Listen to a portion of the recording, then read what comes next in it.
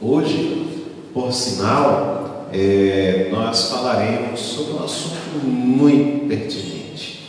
Falaremos sobre Icabod. Não sei se você já ouviu falar dessa palavra na Bíblia, mas falaremos um pouquinho desse momento que refletiu esta palavra, não é?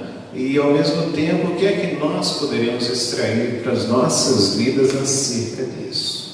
Quero iniciar essa noite aqui a mensagem pedindo para que você abra a sua Bíblia, por favor, no livro de 1 Samuel, no capítulo 4. 1 Samuel, no capítulo 4, no Antigo Testamento. 1 Samuel é um livro histórico do Antigo Testamento porque retrata o período de transição do povo de Deus. O povo de Deus ainda estava naquela realidade tribal, as 12 tribos. Havia, claro, ali a unidade debaixo ali daquilo que Deus tinha determinado para eles, mas ainda não havia uma centralização do poder, o que ocorre justamente nesse livro de 1 Samuel. Uma mudança da teocracia divina sobre o povo para uma monarquia que havia de ser instaurada, porventura, logo após, alguns capítulos após aí, desse capítulo 4, que nessa noite nós abordaremos. Então, o livro de 1 Samuel é um livro maravilhoso, que retrata esse período de muitas vitórias que o povo de Deus teve, mas ao mesmo tempo de momentos difíceis, que nós vamos falar nessa noite. Mas mesmo nos momentos difíceis da vida, mesmo nas piores situações que podemos passar, sempre temos uma lição ou lições a extrairmos em meio a isso tudo. E nessa noite, o Espírito de Deus, a minha oração é que o Espírito Santo, o Espírito de Deus, venha a conduzir você em toda a verdade, em toda a justiça, em todo o juízo, como o Senhor falou para comigo de forma forte,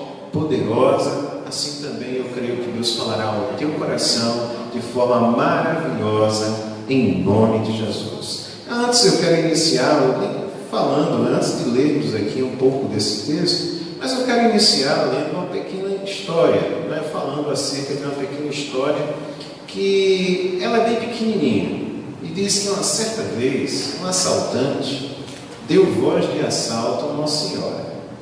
Uma senhora ia andando, um assaltante disse: olha, isso é um assalto, a bolsa ou a vida? Assim disse o assaltante àquela senhora.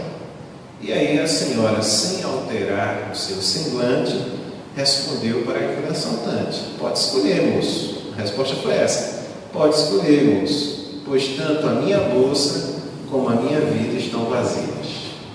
Eu não sei como é que está a tua vida.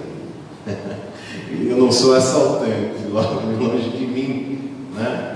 Mas como é que está a tua vida? Será que a tua vida está a mesma coisa dessa afirmação dessa senhora, quando disse aquele ladrão, aquele assaltante, dizendo: escolha você, se quiser levar a bolsa, ela está vazia, e se quiser tirar a minha vida, também tire, porque da mesma forma ela está vazia. O livro de 1 Samuel, no capítulo 4, retrata um momento muito difícil do povo de Deus, porque o povo de Deus, ali a nação de Israel, o povo chamado para ser luz entre as nações, estava vivendo uma crise espiritual. Havia uma crise instaurada ali no meio daquele povo, uma crise espiritual. Quando há uma crise espiritual em nossas vidas, obviamente que todas as demais áreas da nossa vida são afetadas. Não tem como eu ter uma vida tranquila se a minha vida de comunhão para com o Senhor não estiver bem. Não tem como eu ter uma vida financeiramente falando, socialmente falando, relacionalmente falando, boa ou de boa qualidade, se a minha realidade espiritual, do meu relacionamento com Deus não está bem, não está afinado, harmonioso. Isso causa uma série de dificuldades e, pior ainda, se não for tratado, causa desastres. Foi o que justamente aconteceu nesse capítulo 4 aqui de 1 Samuel. Quando você lê aqui iniciando o texto, né, e eu peço que você abra a sua Bíblia. Se você tiver uma Bíblia bem fácil, você tiver em mãos aí, tá certo? Abra a sua Bíblia, não perca esse contato com o teu exemplar, com esse livro maravilhoso que se chama Bíblia, né? Caso não tenha, você usa aí a sua Bíblia no celular, ou não tem nenhum dos dois, isso eu creio, escuta com bastante atenção, né? 1 Samuel 4 fala sobre os filisteus que foram à guerra contra a nação de Israel, contra os israelitas. No capítulo 4, a Bíblia diz aqui que veio a palavra de Samuel a todo Israel, e Israel saiu ao encontro dos filisteus para guerrearem. E chegaram a um determinado lugar, ali montaram suas barracas, e chegou o grande dia ali naquela batalha. E a Bíblia diz aqui, não é, que no versículo 2, Israel foi ferido pelos filisteus. E naquele dia, naquela primeira batalha, caíram 4.000 homens. Segundo aqui a Bíblia nos fala, 4.000 homens num dia só perderam a vida ali naquela batalha que o povo de Deus imaginava que seria ganha de uma forma fácil. E aí o que aconteceu? Disseram os anciãos, as pessoas mais, digamos, vividas ali, aqueles que deveriam dar sábios conselhos, aqueles que deveriam liderar, né, de forma sábia, disseram: então vamos fazer o seguinte, vamos trazer de Siló a arca do concerto, a arca do Senhor, para que ela esteja no meio de nós e que ela nos livre das mãos dos nossos inimigos. O que é que eles fizeram, meus amados irmãos? Ali eles pediram para trazer aquela arca ali de Siló, a fim de que ela ali, estando no meio do povo, e como a arca simbolizava a presença de Deus, ali eles tivessem uma garantia de vitória. E foi o que aconteceu. Se você ler no versículo 4, você vê que enviou, pois, o povo a Siló, e trouxeram de lá a arca do concerto do Senhor dos exércitos, né? Faz assim a menção, que habita entre os querubins. E quem trouxe aquela arca foram os 2 filhos de Eli, Ofni e Finéias, que estavam ali com a arca do concerto de Deus. Quem já leu a história desses 2 jovens, filhos de Eli, sabem que eles não eram flor que se cheira.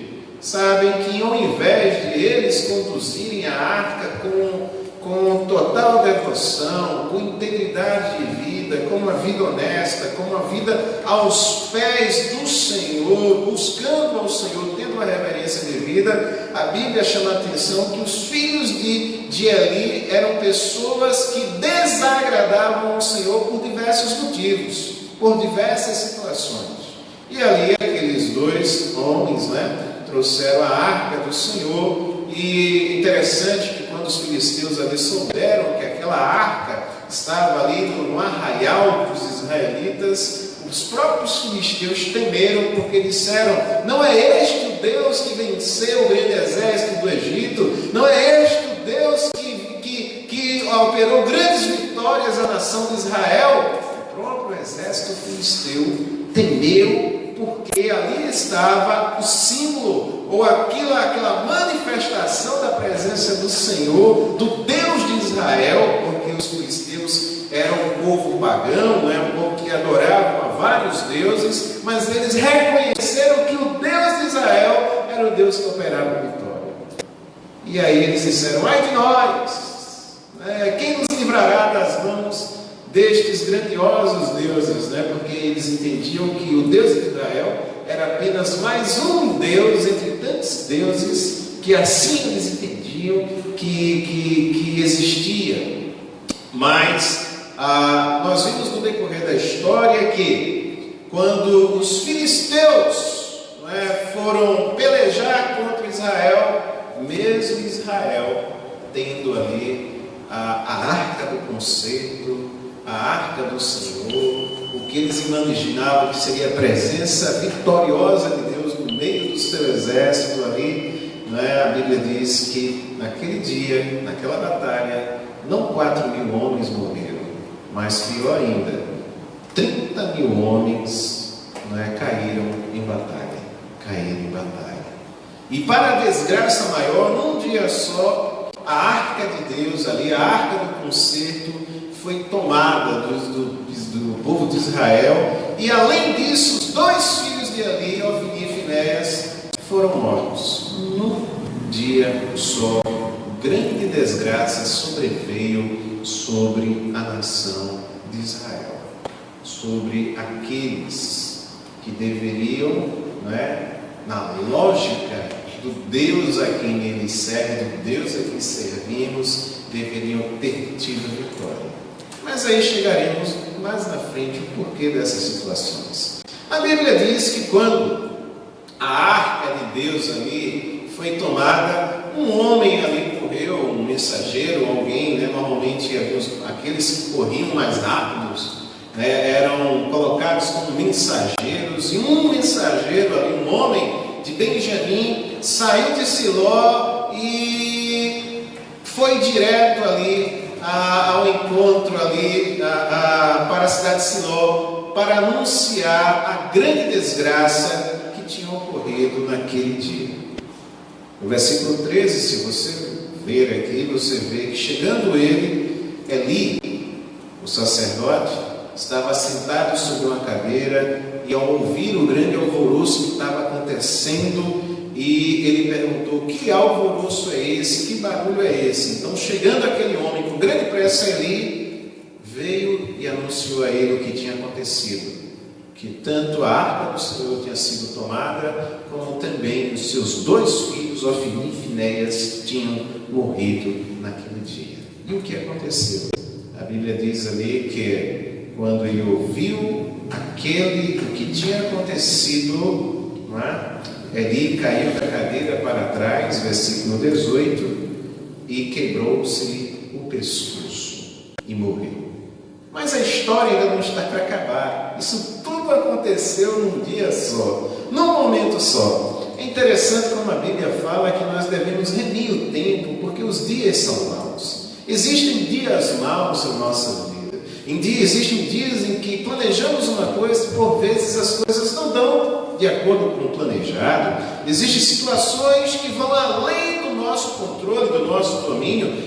Natural, é a vida que nós vivemos. Nós não somos o Senhor do tempo. Nós não somos como aquele filme de Jim Carrey, Todo-Poderoso, um filme que tem uma conotação ali no fundo, moral, religioso, podemos assim dizer, mesmo dentro de baixo de um humor, de uma comédia, aonde ali Deus tira férias e coloca ele para ser, por um dado momento, todo-poderoso, e ali ele vê o quanto é difícil ser o todo-poderoso, quanto é difícil você ali exercer todo o poder, todo o domínio, resolver todas as situações e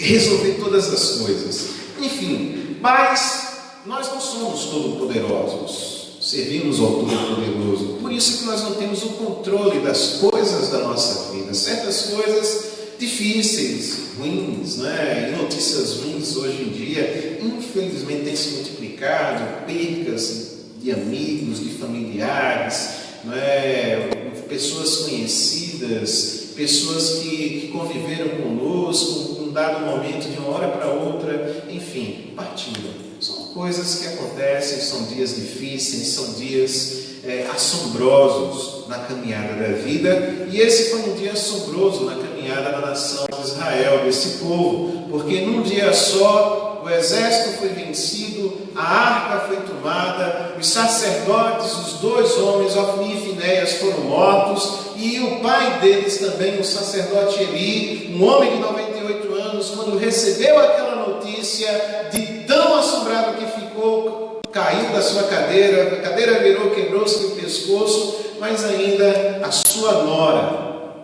que estava para dar à luz, a Bíblia diz aqui que quando o seu menino nasceu, o nome que ela deu se chamou Icabô, que significa que foi-se a glória de Deus. Os nomes na Bíblia, a gente quer lembrar que todos os nomes, ou a grande maioria dos nomes na Bíblia, eles refletem uma situação específica, um sentimento, não é, específico de uma pessoa, ou o caráter de uma pessoa. Os nomes fazem alusão à história, o perfil, ou o momento, não é, no caso aqui, que a nação passou, aonde a Bíblia diz aqui que naquele dia, de tão terrível que foi, o nome que foi dado àquele menino, naquela situação, foi Icabod, que significa foi-se a glória de Deus, ou a glória de Deus nos deixou. Essa é uma das mais fortes e duras expressões de toda a Bíblia. Lembro de uma vez, meu pastor na fé, pastor Vicente Ferreira Neto, ali da primeira igreja batista em Palmares, né, pregando, e nunca me esqueci dessa palavra, ao qual ele pregou faz um bom tempo essa pregação, mas é aquilo, quando Deus marca o nosso coração com a mensagem, passa-se 10, 20 anos e a gente não esquece. Numa das suas abençoadas, ungidas pregações do pastor Vicente, quero deixar aqui um abraço aqui do seu filho na fé, né, hoje pastor também, né, e ele dizia que se ter a poderosa mão do Senhor sobre nossa vida, debaixo da sua justiça, é algo que espero que ninguém passe, né? Quando a mão de Deus pesa sobre a nossa vida, pior ainda é quando a mão do Senhor se afasta de cada um de nós. E foi o que aconteceu naquele momento, quando a nação viu que não que Deus tivesse afastado, porque Deus não se afasta de ninguém, mas que por conta dos nossos atos, nós nos afastamos do Senhor. A Arca da Aliança simbolizava justamente essa presença maravilhosa de Deus na vida do povo, aonde lembrava ali toda a ação milagrosa, miraculosa que Deus operou no decorrer da sua vida. E nós vemos o perigo de uma nação, mas também minimizando, né, digamos, essa situação no sentido da pessoa em si. Nós vemos o quanto é perigoso homem, mulher, ser humano, nós que conhecemos ao Senhor, brincarmos com o pecado. Tudo isso aconteceu porque a nação não estava preparada. Tudo isso que aconteceu num dia só não foi por obra do acaso, mas foram consequências das ações que tinham sido feitas anteriormente. Ou seja, meu irmão, entenda o seguinte: o que você vai viver lá no futuro é fruto das decisões e das escolhas que você faz no hoje. A nação de Israel naquele momento tinha ali usufruído de um fruto das más escolhas, ou da má liderança espiritual, especialmente de Ofni e Finéias, porque a Bíblia diz ali que esses dois camaradas que morreram no mesmo dia, né, eram pessoas que tinham uma vida, entre aspas, religiosa, mas não tinham vida diante do Senhor. Pelo contrário, se envolviam com as mulheres diante ali do altar, roubavam ali as ofertas que eram colocadas diante do altar, ou seja, eles praticavam o que era horrível aos olhos do Senhor e tinham uma capa aparentemente religiosa, mas nosso Deus, não vê a aparência externa, nosso Deus vê o nosso coração. Quantos vivem hoje o Icabod na sua vida? Quantos hoje fazem as más escolhas e vivem uma aparência de piedade sem qualquer vida em Cristo? Vidas onde a luz de Cristo foi apagada pelas suas atitudes, pelas suas palavras, por aquilo que planta e lá na frente vai colher de forma amarga. Jesus não tem lugar nesses corações. O compromisso com Deus muitas vezes não existe. O altar muitas vezes está apagado. A alegria muitas vezes se fugiu. A paz acabou e desapareceu. É o dia do Icabod, aonde nós não vemos, ou a glória de Deus não é manifesta naquelas vidas. Quantas vezes, irmãos, nós já vimos igrejas, não é? Eu não falo aqui, estou falando de uma forma geral, por exemplo, eu uso até a situação lá na Europa. Eu, como historiador, uma das minhas paixões é a história. Não é? Quando eu vejo a história da Reforma Protestante, daquilo que Deus fez no coração dos homens do século XVI, de reformadores que pagaram o preço até com a sua própria vida, não é? Pela fé que pregavam e anunciavam, das igrejas que eram abertas, dos grandes avivalistas, não é? Que existiram ali, das grandes catedrais na Inglaterra, na Holanda, ali na Suécia, enfim, nos países da Europa do Norte, na Alemanha, e hoje nós vemos ali, infelizmente, não é, a frieza espiritual de tempos que outrora brilhavam, anunciavam a palavra de Deus, mas hoje vazios, quando senão fechados ou vendidos para serem boates, salões de festas, coisa e tal. Lugares onde antes se pregava a salvação, hoje infelizmente tem se tornado lugares de perdição. Pois é o encabor que muitas vezes chegou na vida de igrejas, de pessoas, não é? Uma igreja que ardia no fogo do Espírito, mas que hoje vive a morte, porque se afastou da presença de Deus, se afastou da palavra de Deus, relativizando-se o pecado. Hoje, na pós-modernidade, podemos assim dizer, né? O pecado tem sido relativizado. O que antes, né, os grandes pregadores, os grandes pastores anunciavam com alta e boa voz, doa que doer, anunciando o pecado, confrontando o ser humano acerca do pecado, anunciando a palavra de Deus.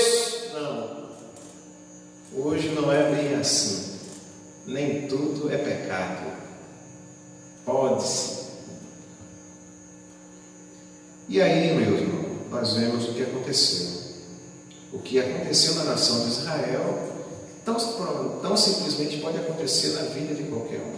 Muitas das nossas derrotas, ou daquilo que julgamos derrotas em nossa vida, acontecem porque não temos tratado o Senhor como deveria tratar, como Ele nos trata, melhor falando. Porque Deus te trata com a maior seriedade. Deus te trata com a maior seriedade. E nós precisamos tratar o Senhor com a maior seriedade, da mesma forma. Deus não brinca conosco, Deus não brinca com os nossos sentimentos, Deus não brinca com os nossos sonhos, Deus não brinca com aquilo que tanto desejamos, mas muitas vezes temos brincado com Deus, temos colocado a mão no fogo do pecado, e queima, dói, machuca, sofre, deprime, oprime. Nós não podemos brincar, nós não podemos permitir que a chama do Espírito Santo se apague em nossas vidas. De forma alguma, a chama de Deus tem que brilhar, a luz do Senhor tem que brilhar, não se pode esconder essa luz debaixo de um alqueire. Nós somos a luz, nós somos a luz do mundo. A glória do Senhor tem que ser manifesta em nossas vidas, ela não pode desaparecer. Aleluia. Ela não pode sumir, ela não pode de forma alguma ser um 007 da nossa vida. Pelo contrário, ela tem que reluzir a cada dia, porque se assim não for, caminharemos dia a dia, mas não viveremos uma vida com Deus plena, uma vida com Deus da forma que Ele deseja que nós vivamos, com abundância.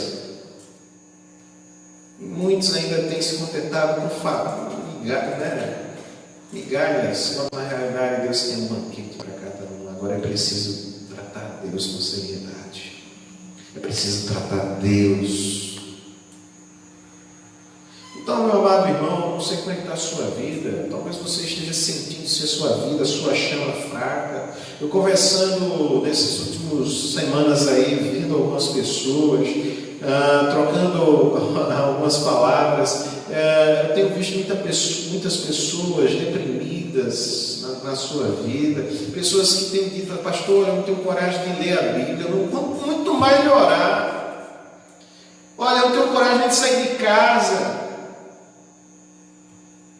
não tenho coragem de nada. Na realidade, Deus deseja, meu irmão, te levantar como estandarte nas suas mãos. E como é que podemos vencer o Icabô? Como é que nós podemos trocar o Icabô pelo Shekinah? Que é isso que nós precisamos. Nós precisamos trocar o Icabô do mundo pelo Shekinah da glória de Deus em nossas vidas.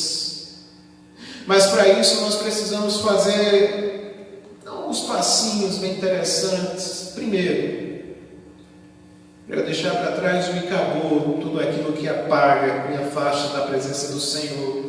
Eu preciso primeiramente reconhecer o meu pecado. Você precisa reconhecer o seu pecado. O primeiro passo para a cura, para a restauração, é você reconhecer que precisa de cura. É você reconhecer que precisa ser sarado. Abandonar o Icabô da mentira, abandonar o Icabô do fumo, da falta de comprometimento com a obra de Deus. Com a obra de Deus. Porque eu sou, a grande maioria aqui de uma geração, pelo menos eu aceitei a Cristo na geração 90. Eu lembro até de uma fita que eu escutei na época, geração 90. O nome dessa fita foi um congresso, se eu não me engano. E uma fita mesmo, aquelas fitas cassete mesmo, na moda antiga, né? Tem jovem que não sabe nem o que é isso. O que é que o pastor está falando? Fita cassete, né? Aí eu lembro que tinha uma pregação lá do pastor Edson Queiroz, creio eu na época, pastor da Igreja Batista na cidade de Santo André, acho que da primeira Igreja Batista de Santo André, e ele falando lá que se você, ele falando para jovens, era um congresso para jovens, né? O que hoje a internet, a gente vê no YouTube, a gente ouvia na fita, né? Na fita. E ele dizendo que se você, jovem, não abandona o pecado, se você, jovem, se você, homem de Deus, se você, mulher, não se preocupa com aqueles que estão rumando para a perdição, se você não se preocupa com o teu relacionamento com Deus, você tem que pensar e revisar seriamente a sua vida para saber se realmente você aceitou Jesus. E hoje nós vemos, infelizmente, uma época onde muitos têm feito pouco e poucos têm feito muito. A carga daqueles que têm feito é grande, porque são poucos. A seara é grande, já disse Jesus, mas poucos são os trabalhadores. Então nós temos que abandonar toda a falta de comprometimento com a obra, toda a falta de comprometimento com uma vida pura. Abandonar a vida impura. Muitos vivem relaxadamente. Eu fico muito triste quando eu escuto, meu irmão, eu sou muito sincero, quando alguém chega para mim: pastor, olha, Deus falou comigo. Amém, glória a Deus. Deus falou contigo o quê? Olha aqui, eu preciso falar acerca dele, eu preciso pregar o evangelho, eu preciso falar acerca de Jesus. Amém, fale, meu irmão, fale, minha irmã. Mas passa uma semana, um mês, 2 meses, sai de casa, fala resenha, fala piada, fala o filme, fala o que comeu, fala a roupa que está vestindo, fala isso, fala aquilo, mas não fala de Cristo, aquele que está ao seu lado. Isso é viver relaxadamente a obra do Senhor. Então nós precisamos abandonar o Icabô do relaxamento, de uma vida relaxada para com Deus, sem compromisso com Ele, nós não viveremos uma vida plena. Sem compromisso com o Senhor, jamais alcançaremos as promessas dele. Pelo contrário, a gente vai tentar viver, aproveitando, né? Não é questão de política, mas usando a política, né? A política tem o extremo, tem a direita, tem a esquerda, tem o centrão, ou o centro, né? Centro. E o centro é um em cima do muro, não sabe para onde vai. E nós cristãos, nós precisamos saber para onde nós estamos indo e a quem servimos. Porque viver em cima do muro é você se colocar como está lá em Tiago 4,4, quando diz: infiéis, não compreendeis que a amizade do mundo é inimiga de Deus? Aquele, pois, que quer ser amigo do mundo, constitui-se inimigo de Deus. É aquele meu termo, olha, pastor, olha, eu estou aqui, né, mas você sabe, né? Olha, domingo eu estou lá, mas segundo eu não estou ali, né? Infiel, para com Deus. Precisa abandonar o e acabou em seu coração e voltar para o primeiro amor que está em Jesus Cristo, para que o Shekinah, a glória de Deus, venha sobre a sua vida. Segunda coisa, meu irmão, além de abandonar o pecado, você tem que rasgar o seu coração diante de Deus e dispor a Deus mesmo. A gente não tem o melhor amigo, a melhor amiga, não é? Aquela amiga que a gente fala quase tudo. Quase tudo. Mas Deus, você pode falar tudo, porque o sigilo é melhor do que o médico, ou do advogado, seja ele qual for. Então, quando nós rasgamos o nosso coração diante de Deus, nós lembramos logo daquela passagem. Por exemplo, eu lembrei daquela passagem lá, quando estava preparando, quando Isaías ali teve o seu pecado confrontado com a glória de Deus. O chamamento de Deus para com Isaías foi algo maravilhoso, não é? Isaías, ele rasgou o seu coração diante do Senhor e não escondeu o seu pecado. Pois é, profeta, chamado para ser profeta, chamado para ser representante, não é, de Deus, né, do Senhor, não é, daquilo que o Senhor queria falar ao seu povo, ele deveria anunciar, mas ele não escondeu o pecado e a pequenez do seu coração. Pelo contrário, a Bíblia diz que ele se prostrou diante de Deus em oração e disse aquilo que todos nós lembramos, ou simplesmente, se você já leu Isaías, está muito bem, Isaías 6,5, quando Isaías diz: ai de mim, porque estou perdido, porque sou um homem de lábios impuros e habito no meio de impuros lábios, e os meus olhos viram o Rei, o Senhor dos Exércitos. Ainda que o meu coração, eu reconheça que esteja no acabou, mas se eu me voltar, se eu olhar para o Senhor, se eu me prostrar, se eu adorar, se eu buscar, eu verei a glória dele. Amém. E nessa noite que você veja a glória do Senhor na sua vida, faça como Isaías, confesse diante dele, rasgue o seu coração diante do Senhor. Não é rasgar o verbo, é rasgar o seu coração e reconhecer que você precisa de Deus. E ao rasgar o seu coração, você faz o terceiro passo. Primeiro, abandonar o pecado. Segundo, rasgar o seu coração. Terceiro, consagre o seu coração ao Senhor. Consagre a tua vida a Deus. Veja como é bom você promover na sua vida a glória de Deus.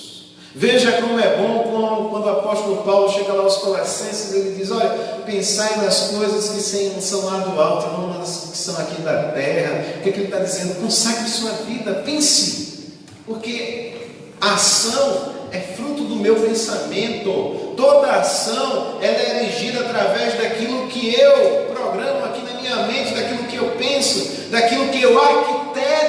Mas se eu pensar nas coisas que são lá de cima, com certeza, meu irmão, aqui na terra a glória de Deus será manifesta aonde quer que você esteja. Consagre o seu coração. E quarto, busque ao Senhor de todo o seu coração. Busque ao Senhor enquanto se pode achar. Invoque-o enquanto ele está perto. Lembro do texto quando o rei Salomão terminou de fazer e consagrar ao Senhor o templo, né? Mas Salomão foi incumbido. Davi regimentou o material, ouro, prata, mas a Bíblia diz que Salomão ele construiu o templo do Senhor. E a Bíblia diz que quando terminou-se a obra, Salomão reuniu o povo ali para consagrar a Deus aquele templo. E o que aconteceu? A glória de Deus, o Shekinah do Senhor, encheu aquela casa de forma completa. Quanto eu mais me esvazio do meu caboclo, eu me encho da glória de Deus. Quanto mais abandono o pecado que tenazmente me assedeia, eu mergulho cada vez mais na presença de Deus e a glória dele é manifesta em minha vida. Quanto mais eu abandono a velha vida, eu corto as velhas raízes, mais a glória de Deus é manifesta na minha vida, na minha casa, no meu trabalho, aonde quer que você esteja, a glória de Deus vai ser manifesta. Hoje é um excelente dia para você buscar o melhor de Deus para a sua vida, para a sua família. Hoje é dia de você promover, de permitir o Espírito Santo trazer essa Shekinah no teu viver. Qual a escolha que você tem nessa noite? Continuar sofrendo? Continuar murmurando? Continuar chorando? Continuar se lamentando acerca das coisas ruins que acontecem, ou que aconteceram? Ou simplesmente entender e compreender que o Deus Todo-Poderoso está bem pertinho de ti, batendo na porta do teu coração, e que se simplesmente você abrir essa porta do seu coração, a glória de Deus morará, não por algum momento, mas morará eternamente na sua vida, sempre, até a consumação dos séculos. O que você deseja? Que o Espírito de Deus conduza o teu viver. Que o Espírito Santo fale de forma poderosa ao teu coração.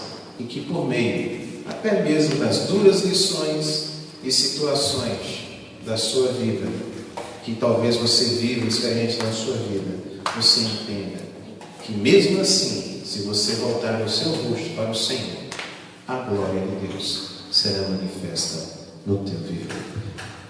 Louvaremos ao Senhor com a nossa irmã Ana com mais um cântico e depois voltaremos para orarmos pelos pedidos específicos.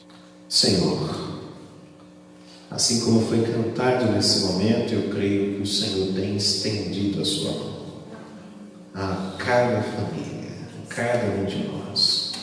Nós cremos no teu cuidado sobre nossas vidas.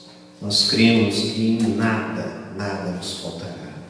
Mas em tudo, o Senhor manifestará a tua ampla suficiência em nossas vidas. Estamos com a página no YouTube, da nossa igreja. Você coloca lá, Igreja Batista em Amaragi, vai ver a foto lá da igreja. Não com as cores atuais, mas com as cores que eram antes, um amarelão bem bonito. E a gente pede que você se inscreva, porque nós queremos também veicular o culto através do YouTube, E quantas mais mídias sociais nós pudermos estar expandindo a palavra de Deus, melhor. Então, se você ainda não se inscreveu, coloca lá no YouTube, na busca, Igreja Batista em Amaragi, aí você vai ver lá a fotozinha da igreja amarela, bem bonitona lá, aí você se inscreve, certo? Dá o seu like. Estamos colocando todos os cultos lá, veiculando lá, compartilha e vamos lá, gente. Em breve espera estar com 1000 inscrições ou muito mais, Já estamos perto. Temos 61. Então falta pouco, viu? Falta pouco, irmãos. É porque foi essa semana, pessoal. Falta 939, Então, pessoal, manda abraço aí, curte aí a página do YouTube, tá bom? Deus abençoe a todos e vamos finalizar com um louvor nessa noite. Quero só orar pela tua vida e chorar na paz, a bênção aqui. Que a graça do nosso Deus Todo-Poderoso, que o amor do nosso Deus Pai, que a graça do seu Filho bendito e que as infinitas consolações do teu Santo Espírito estejam hoje e para sempre sobre a tua vida. Amém?